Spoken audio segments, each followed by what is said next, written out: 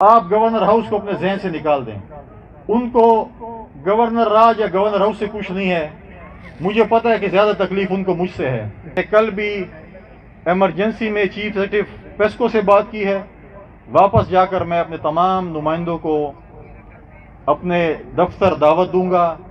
Chief executive PESCO بھی بٹھاؤں گا, سوئی gas کو بھی بٹھاؤں گا, جو ورکرز کے وہ ہیں ان کے ساتھ بیٹھ کر ان کے معاملات طے کریں گے. اور ہماری پوری کوشش ہوگی کہ ہم ڈی خان میں جو لوڈ شیڈنگ کا جو عذاب ہے اس کو ختم کریں. بہت اچھے.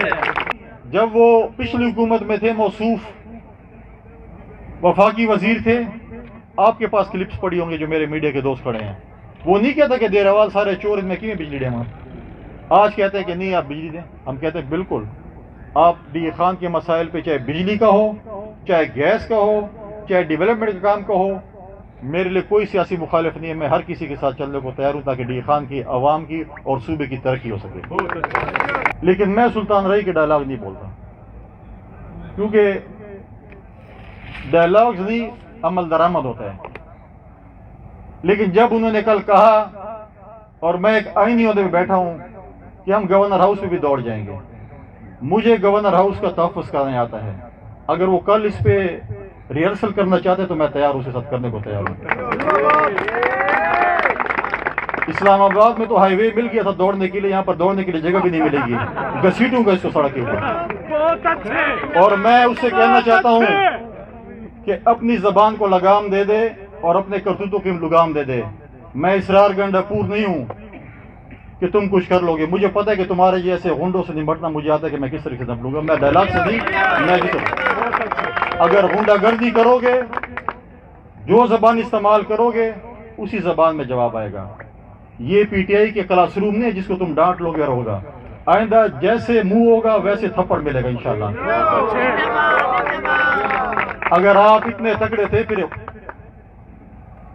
جدھر چھپے ہوئے تھے ساری دنیا کو پتا تھا, پھر میدان میں آ کر الیکشن لڑتے, پھر کہتے کہ میں آیا ہوں اور میں جیل میں جا کر الیکشن لڑتا ہوں. اگر آپ بدماشی کریں گے تو یہ سب سے بڑا بدماش پھر میں ہوں. پھر میں آپ کو دکھا دوں کہ تم کتنے بڑے بدماش ہیں. یہ بدماشیاں, یہ ڈائلاگ اگر آپ کو چاہیے تو آپ کسی فلمی اس میں چلے جائیں, فلم میں کام کریں, وہ ڈائلاگ ادھر موریں.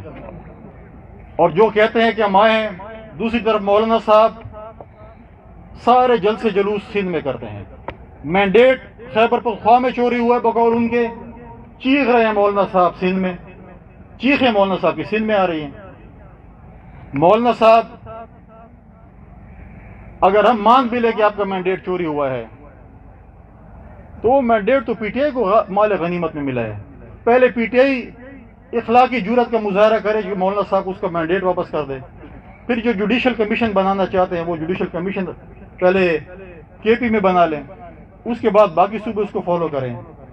لیکن یہ بھی ان کی کتابیں دونوں طرف سے کھلی ہوئی ہیں. مولانا صاحب بھی فتویٰ ڈھونڈ رہے ہیں کہ یہودیوں کو کیسے مسلمان ڈکلیئر کروں, اور وہ بھی کہہ رہے ہیں کہ وہ جس کو ہم ملا نہیں کہتے تھے اس کو حضرت مولانا کیسے کہلوائیں.